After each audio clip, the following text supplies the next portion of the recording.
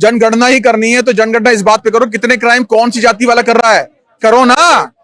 जाति कौन सी जाति वाला वहां पर जनगणना कर रहा है, ये करो ना। करते क्यों नहीं हो? नहीं कर पाओगे तुम, क्योंकि तुमने जहां कर दिया वहां से तुम्हारा सुपड़ा साफ। वहां से ट्रम्प की वाइफ यहां पर आई, उन्होंने देखा इसने कुछ नहीं करके रखा हुआ, चुपचाप चलेगी। अब वो बेइज्जती करें कि मैंने इतने लाखों रुपए का खर्चा करके यहाँ भारत में आई हूँ और एक जगह मैंने शिक्षा व्यवस्था देखी जहां पे बच्चों को कुछ भी नहीं प्राप्त हो पा रहा, ना उनको ढंग से एजुकेशन मिल पा रही है। क्या ये फ्री में किताबें बांट रहा है वहां पर? बताइए, नहीं बांट रहा ना। क्या इसे पूरी एजुकेशन 100% फ्री में कर दी, ग्रेजुएशन तक की? नहीं करी ना। तुम करते ना, तुम नहीं कर पा रहे थे। तुम क्यों नहीं कर पा रहे थे? बिकॉज इसका मुद्दा बस वो था कि ये किसी भी तरीके से गद्दी पे बैठ जाए और पैसा कमाए। केजरीवाल के हक में बिल्कुल नहीं है। केजरीवाल कुछ समय के अंदर जेल के अंदर जाने वाले, हमको पहले बता रहा हूँ। जनता केजरीवाल को चुन के लाने दे के बिल्कुल भी लेके नहीं आएगी। यहाँ कोई मुझे बता दे क्या डेवलपमेंट किया उन्होंने? वो कहते मैंने अस्पताल बनाए। कितने अस्पतालों की डेवलपमेंट उन्होंने किया है? कि कितने बनाए? कोई बनाए नहीं है, कोई है ही नहीं कुछ पटल पे। कर्म के आधार पे कृत्य कितना आपने कुछ किया है तो उसके आधार पे आपको जेल में जाना पड़ेगा, सीधी सी बात है। उन्होंने गलत काम किया है, उन्होंने शराब घोटाला किया है। 1500 से ऊपर 1500 करोड़ का घोटाला है ये, और 100 करोड़ उसमें रिश्वत दी गई है। कार्तिक है, कहाँ के रहने वाले? मैं दिल्ली के रहने वाला हूँ। दिल्ली के रहने वाले। तो अभी दिल्ली की राजनीति में बहुत गर्मी है, हाँ, तपिश आम जनता महसूस कर रही है। सत्ताधारी दल जो है, दिल्ली की जो सत्ताधारी दल है, उसके एक सांसद सदस्य को गिरफ्तार कर लिया गया। इस विषय में अच्छा है या बुरा? सर सीधी सी बात है, अगर किसी को कृत्य किया है, गलत काम किया तो पकड़ा ही जाएगा। मनीष सिसोदिया अंदर नहीं गए, एक थोड़ी है, मनीष सिसोदिया है, ठीक है। उससे पहले सत्येंद्र जैन, ये 3 लोग हैं। अब केजरीवाल अंदर जाने वाले। कर्म के आधार पे कृत्य कितना आपने कुछ किया है तो उसके आधार पे आपको जेल में जाना पड़ेगा, सीधी सी बात है। उन्होंने गलत काम किया है, उन्होंने शराब घोटाला किया है। 1500 से ऊपर 1500 करोड़ का घोटाला है ये, और 100 करोड़ उसमें रिश्वत दी गई है। आप समझ रहे मेरी बात को? और 2 करोड़ रुपए कैश इसके क्या नाम है, ये संजय सिंह के घर पे गया है। कौन लेके गया है? प्रवेश, क्या नाम है उस लड़के का? सर्वेश लेके गया 2 करोड़ रुपया कैश। तो इससे दिल्ली की राजनीति में जो असर पड़ रहा है, और जो केजरीवाल और या सत्ताधारी दल के जो नेता हैं वो आरोप लगा रहे हैं कि ये मोदी जी की बौखलाहट है। मोदी जी का क्या मतलब? सर आप मुझे एक बात बताइए, आप बाइक लेके यहाँ खड़े हुए हैं, आप मुझसे हाथापाई करेंगे तो इसके लिए मोदी जी को बोलेंगे क्या? तुमने यहाँ दिल्ली की बेस पे काम करने का वादा किया था। सबसे पहले तुमने ये कहा था कि मैं सत्ता में नहीं आऊंगा, तुम सत्ता में आ गए। फिर तुमने बच्चों की कसम खाई कि मैं गाड़ी भी नहीं लूंगा, बंगला भी नहीं लूंगा, मैं कोई फैसिलिटी नहीं लूंगा। तुम सब लेके बैठ गए। 50 करोड़ का इसका घर का रेनोवेशन होता है। सर कहने मतलब मेरा क्या है कि अगर मैंने कुछ बोला है कि मैं काम नहीं करूंगा, तुम वही काम कर रहे हो। ये हुआ कि नहीं हुआ पहले बताइए। नहीं, रेनोवेशन के बारे में तो तर्क लोग ये देते हैं कि कहीं वो उखाड़ कर थोड़ी ले जाएंगे। अगर मान लिया जाए कोई इटालियन मार्बल ही लगा ले तो वो उखाड़ कर केजरीवाल साथ अपने थोड़ी ले जाने वाला। सर ये कोई बात है? आपको पता है सरकारी पहले जो ऑफिस थे उनमें क्या होता था कि अफसर जैसे ही अपने ऑफिस में आया वो अपने हिसाब से डेकोरेशन करवाता था। क्यों करवा रहे हो तुम डेकोरेशन? तुम वहां काम करने के लिए आओ, डेकोरेशन करवाने के लिए आओ? जब तुमने पहले ये कहा था कि मैं सिर्फ 2 कमरों का मकान लूंगा, आज तुम डेकोरेशन क्यों करवा रहे हो? ये तो मुद्दा है सर। अगर मैंने पहले ये एडमिट कर लिया कि मैं ये चीज नहीं करूंगा, तुम वो काम कर रहे हो, तो आपकी ऊपर में शक होता है। आप ईमानदार नहीं हो, बेईमान हो। लेकिन जनता अगर वोटों का पक्ष देखें तो जनता तो अभी तक केजरीवाल के हक में ही नजर। केजरीवाल के हक में बिल्कुल नहीं है। केजरीवाल कुछ समय के अंदर जेल के अंदर जाने वाले, हमको पहले बता रहा हूँ। जनता केजरीवाल को चुन के लाने दे के बिल्कुल भी लेके नहीं आएगी। यहाँ कोई मुझे बता दे क्या डेवलपमेंट किया उन्होंने? वो कहते मैंने अस्पताल बनाए। कितने अस्पतालों की डेवलपमेंट उन्होंने किया है? कि कितने बनाए? कोई बनाए नहीं है, कोई है ही नहीं कुछ पटल पे। सर कुछ काम ही नहीं किया। शिक्षा का स्तर सुधारा है। अरे तो सर कहाँ शिक्षा का स्तर सुधारा तब होता जब उन्होंने यूनिवर्सिटीज ओपन की होती। कोई नई यूनिवर्सिटी इन्होंने नहीं खोली है। ये पुरानी यूनिवर्सिटी में चले जाते हैं, वो फोटो खिंचवा के आते हैं, वहां रेनोवेशन चल रहा है, वहां जाके फोटो खिंचवाएंगे कि हमने ये देखो नया बना दिया। कुछ भी काम नहीं हुआ सर, पटल पे कोई काम इन्होंने नहीं किया। पटल पे कोई काम नहीं किया, लेकिन केजरीवाल तो स्पष्ट तौर पर केंद्र की सरकार को चुनौती देते हुए नजर आ रहे हैं कि आज नहीं तो कल हम भी सत्ता में आएंगे तो ऐसा ही बदले की कार्रवाई। सत्ता से उखड़ चुके हैं, अब सत्ता में नहीं आएंगे सर। मैं आपसे वो भी समझाने की कोशिश कर रहा हूँ, आप मेरी बात को समझ नहीं रहे। जब ये अनशन कर रहे थे आज से 10-12 साल पहले अनशन करने बैठे, तब इन्होंने बोला था कि हम किसी भी कीमत पे इलेक्शन नहीं लड़ेंगे। इन्होंने इलेक्शन लड़ दिया। फिर उन्होंने कहा मैं फैसिलिटीज नहीं लूंगा, फैसिलिटीज ले ली। फिर उन्होंने कहा मैं शिक्षा दूंगा। शराब बांट रहे थे क्या तुम? शराब बांट रहे थे क्या? एक बोतल के साथ दूसरी बोतल, या एक लड़का घूम रहा है शराब पी के, मैं आए दिन देखता हूँ, एक बोतल के साथ दूसरी बोतल। और इन्होंने देखो पंजाब में ऑलरेडी नशे की बुरी हालत थी कि नहीं थी? आप बताइए। थी ना, बहुत बुरी हालत थी ना। तो वहां हमें एक जिम्मेदार आदमी को बनाना चाहिए था। इन्होंने उस आदमी को बना दिया जो खुद नशेड़ी है, तो सवेरे अपना जो नींद खुलती है वो पैक से खुलती है। भगवंत मान को आपने क्यों बनाया केजरीवाल? क्या उनको ब्रांड्स के नेम पता है? इसलिए भगवान मान को आपने वहां का सीएम बनाया। क्यों बनाया? तो एक नशेड़ी आदमी को, मतलब ये तो चोर को बिठा दिया चोरी करने के लिए, सोने की, समझ रहे हो ना, चौकीदारी करने के लिए, चोर को चौकीदारी करने के लिए बिठा दिया। तो भगवत मान नशेड़ी एक नंबर का, सवेरे से शराब पीना चालू करता है, शाम तक पीता रहता है वो। और उसने उसके वक्तव्य क्या, उतना नशे में रहता है, वो क्या कह रहा था अभी कुछ दिन पहले कि अगर मेरे मुंह से कोई लफ्ज निकल गया हो, गलत लफ्ज निकल गया हो और किसी को बुरा लगा हो तो वो आदमी आके मुझसे माफी मांग ले। ऐसा सीएम है, ऐसा सीएम दोगे देश को क्या तुम? ऐसा सीएम दोगे क्या पंजाब को? तो दिल्ली में जो शासन प्रशासन की व्यवस्था है, जो तंत्र, राज्य सरकार की तंत्र है, वो फेल होता हुआ नजर आ रहा है इस शराब घोटाले के बाद। सब पूर्ण रूप से फेल है, पूर्ण रूप से फेल है। यहाँ पे ना कानून है ना व्यवस्था है। अगर यहाँ पे किसी बच्ची का, महिला का रेप होता है तो वो अनशन पे नहीं बैठता, लेकिन अगर वहां उसका कोई जेल में मंत्री चला जाता है तो वहां अनशन पे बैठ जाता है। क्यों बैठ जाता है अनशन पे? क्यों? क्योंकि ये इसे पता है कि ये गलत काम कर रहा है। पहले यही कह रहा था कि हम सबसे कट्टर ईमानदार हैं और अगर कोई भ्रष्टाचार करेगा तो उसे जेल में डालना चाहिए। जब तुम्हारे मंत्री जेल में जा रहे हैं तो तुम्हें अब किस बात की मिर्ची लग रही है? मिर्ची इस बात की लग रही है बिकॉज ये पकड़े गए हैं। और ये शराब घोटाला जो गली, हर चौक चौराहे पे और एक के साथ एक फ्री की स्कीम, इससे दिल्ली की जनता को कितना नुकसान हुआ है? देखिए, इससे सबसे ज्यादा नुकसान है ना भाई साहब। अच्छा देखिए, पहले 21 साल उम्र थी, उन्होंने 18 साल कर दी। अगर तुम शिक्षा देना चाहती हो तो 21 की जगह 25 कर देते उसको। तुमने उसे कम क्यों कर दिया? ताकि उसकी बिक्री बढ़े और तुम्हारा कमीशन बन जाए। ये कमीशन खोरी का काम कर रहे थे शराब में, और इनके पास जो पैसा आ रहा है अभी आई थिंक 150 या 200 करोड़ के करीब राघव चड्ढा की शादी में खर्चा हुआ, पता है? इससे पहले राघव चड्ढा क्या कह रहा था पता है? कि मैं सबसे गरीब नेता वो हूं, विधायक हूं, सबसे गरीब नेता हूं।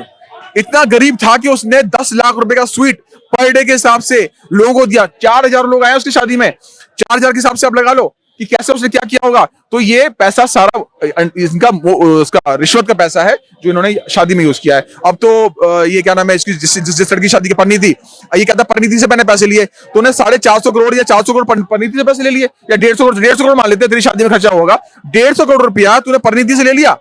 तो बहुत बड़ा बेशर्म आदमी, तो एक महिला से पैसे लेके अपनी शादी कर रहा है। तेरे में इतने गरज ही नहीं है। अरे चुपचाप से मंदिर में शादी करता, एक एग्जांपल सेट होता। क्या एक नेता ने मंदिर में शादी करी, तूने तो सारा लेविश सब कुछ दिखाया, 10 लाख रुपए का स्वीट लिया, वहां तरह तरह के खाने थे, तरह तरह के व्यंजन थे वहां पर। नहीं, अगर खर्चे को जस्टिफाई करने की बात है तो ये तो जस्टिफिकेशन वाजिब है कि परिणीति चोपड़ा से लिया गया पैसा।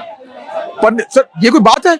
ये मैं आपको बता रहा हूं, इसमें भी अभी जांच शुरू है और ये राघव चड्ढा बहुत जल्दी जेल में जाने वाला है। बेचारा हनीमून तो ढंग से मना नहीं पाया, अभी जेल जाएगा, मैं बता रहा हूं आपको। लाइटर नोट पे आपने बात की है कि हनीमून वाली बात, लेकिन जैसे यहाँ के शिक्षा व्यवस्था की बड़ी चर्चा है और कहा जैसा आम आदमी के पैरविकार हमेशा इस बात को रखते हैं कि विदेश से भी ट्रंप की जो पत्नी है वो देखने आई कि यहाँ की शिक्षा में कैसे परिवर्तन आया है, कैसा सुधार आया है।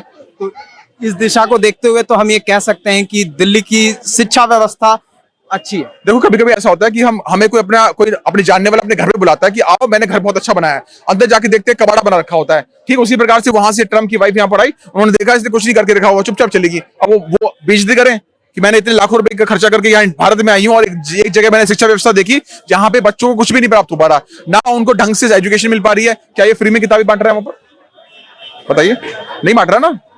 क्या इसे पूरी एजुकेशन 100% फ्री में कर दी, ग्रेजुएशन तक की? नहीं करी ना।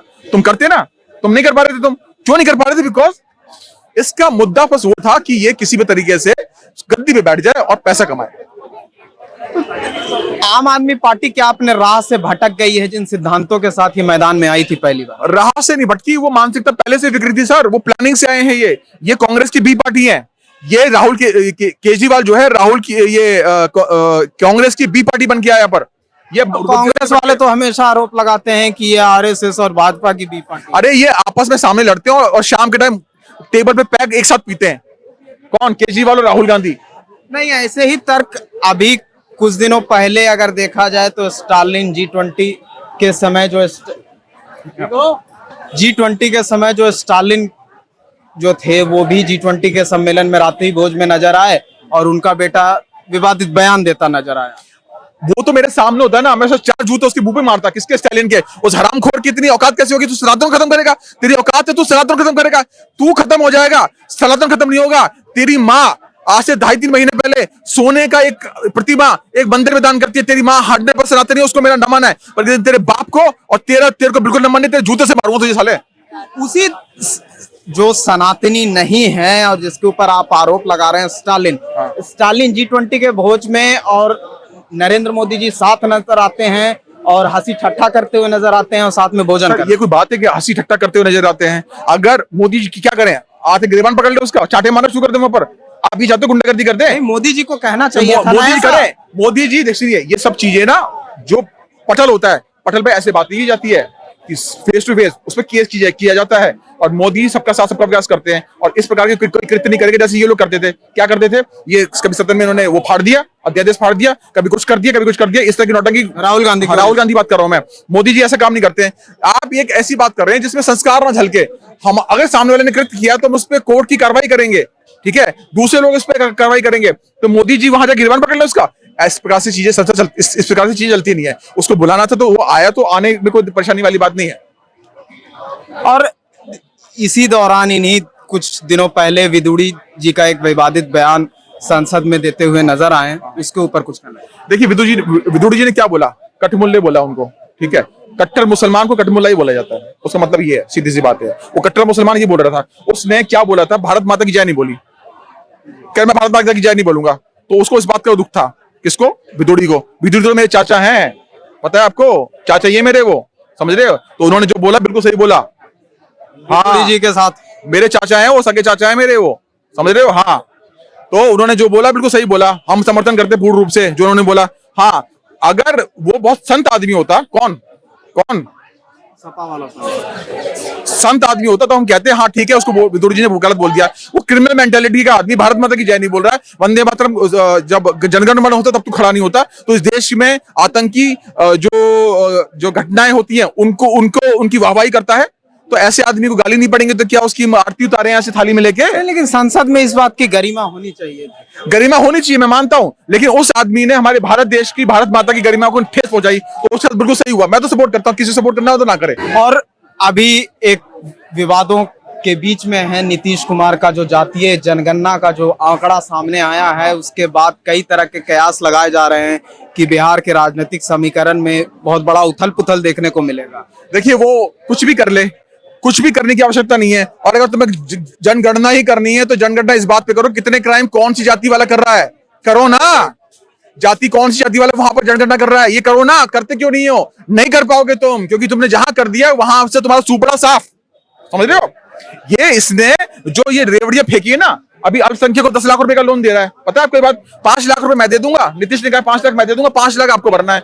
वो 5 लाख भी नहीं आने वाले। क्यों दे रहा हो अल्पसंख्यक को? भैया इतने मजबूर है क्या? ईरानी इस देश में नहीं आए थे क्या? ईरानी देश में आए, अपने बलबूते पे इस देश का नाम रोशन कर रहे हैं। उन्होंने कभी आरक्षण नहीं लिया, उन्होंने कभी कोई सुविधा नहीं ली। वो जैसे वो आए, वो यहाँ आश्रित थे हम पे, और अपने बल पे उन्होंने आगे अपनी कौम को बढ़ाया है। तुम क्यों नहीं बढ़ा पा रहे हो? तुम अभी तक पंचक दुकान खोल के बैठे हो, तुम अभी तक जो सलून खोल के बैठे हो, तो अब तक तो वो कृत्य कर रहे हो। क्यों कर रहे हो? बिकॉज इनको ऊपर उठने दिया नहीं, मुसलमानों को आगे बढ़ने दिया नहीं, उनकी बुद्धि को भ्रष्ट कर दिया गया। नहीं, कहीं इससे जो सामाजिक विभेद है वो बढ़ तो नहीं जाएगा और ये मंडल कमंडल के दौर में हमें वापस ठेलने की कोशिश तो नहीं हो रही?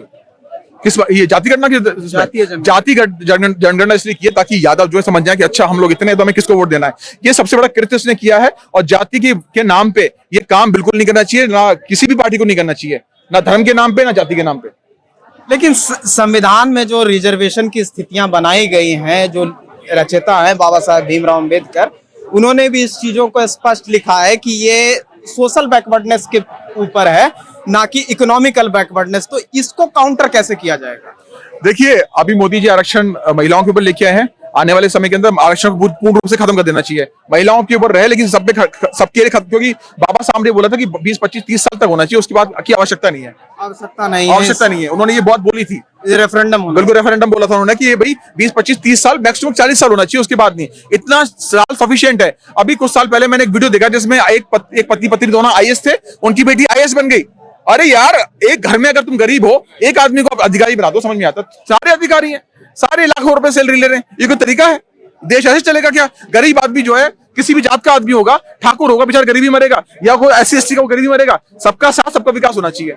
नहीं, अगर इसी परिस्थिति को और इसी जो आपने जो तर्क दिया, इसी को अगर देखा जाए तो हम लोग ऐसे भी समझ सकते हैं कि जो कुछ पायदान ऊपर चढ़ जाते हैं अपनी सामाजिक स्थितियों को सुधारते हुए, वो लाभ लेने में ज्यादा सक्षम हो जाते हैं। हाँ ये सामाजिक परिवेश हर देश में, पूरे विश्व में है।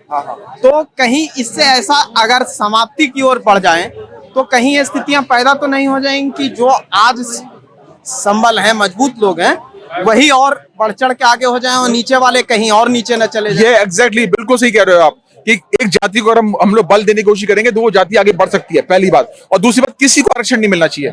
मैं कहता हूं किसी को ना मिले आरक्षण। क्यों? मान लीजिए आरक्षण के बल पे आपने किसी राजपूत को दे दिया, मान लो, ठीक है, पता लो उसके पास ज्ञान ही नहीं है, बुद्धि नहीं है, तर्क करने की शक्ति नहीं है, उसे काम करना नहीं आता, वो आलसी बैठा हुआ है, हमने उसको एक अधिकारी बना के बैठ दिया, वो काम ही नहीं करेगा। कर्म के बेस पे, आपकी क्वालिफिकेशन के बेस पे, आपके स्किल के बेस पे आपको किसी को लेके आना चाहिए। तो आरक्षण पूर्ण रूप से विरोध करते हैं, बिल्कुल नहीं मिलना चाहिए। अगर आरक्षण की बात करें तो आरक्षण तो अगर किसी को इंजीनियर की पद है तो पहली अर्हता तो यही है कि आप बीटेक होने चाहिए।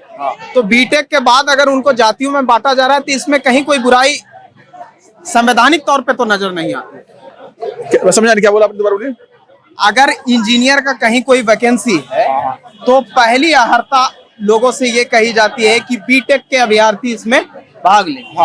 तो अगर एक SC/ST बीटेक है, ओबीसी बीटेक है, जनरल कैटेगरी का बीटेक है, लेकिन अगर वो रिजर्व्ड है ओबीसी के लिए या मान लिया जाए SC/ST के लिए 5 सीटें 4 सीटें, तो इसमें कहाँ कोई समस्या आती है? पढ़ा लिखा तो वो भी है। हाँ बिल्कुल ठीक बात है, मैं उसके लिए मना नहीं कर रहा। मैं कहने मतलब ये है कि आपके घर की आर्थिक कंडीशन के हिसाब से होना चाहिए। अगर आपकी घर की जो आय है वो इतनी सफिशिएंट नहीं है कि आप खाना नहीं खा पा रहे हो, आपको घर में वो सुख सुविधाएं नहीं मिल पा रही, बिजली का बिल नहीं दे पा रहे हो, उस केस में देना चाहिए। हाँ, जो चयन होना चाहिए वहां SC का भी है, ST का भी है, वहां पे राजपूत भी है, वहां पर ब्राह्मण भी है, तो वहां पे ये चूज करना चाहिए कि कौन सा इंसान काम करने वाला है। कितने पुल नीचे गिरते हैं आपको पता है ना? क्यों गिरते हैं पुल? वो इसलिए पुल गिरते हैं क्योंकि कुछ लोग को फिक्स चीज मिल जाती है, उनको आरक्षण फिक्स है कि उनको मिलना ही मिलना, वो काम ही नहीं करते। नहीं, मानवीय दुर्घटना का भी हाथ होता है। मैं आक्षेप किसी वर्ग या विशेष पे नहीं लगाना चाहूंगा, लेकिन ये दुर्घटनाएं तो सभी जगह होती हैं, विकासशील देशों में भी हो रही हैं, विकसित देशों में भी हो रही हैं। एक दुर्घटना हम समझ सकते हैं, दुर्घटना में दुर्घटना होती चली जाए वो हमें समझ में नहीं आती है, दुर्घटना में दुर्घटना नहीं चलती। देखिए एक चीज समझिए सर, अगर मैंने आपके सर पे हाथ रख दिया तो आप काम ही नहीं करोगे। नहीं, ये भी तो कहा जा सकता है जूनियर इंजीनियर रिजर्व, सिविल जो चीफ इंजीनियर है वो अनरिजर्व्ड है, तो ये दुर्घटना की जिम्मेदारी अनरिजर्व्ड पे क्यों नहीं?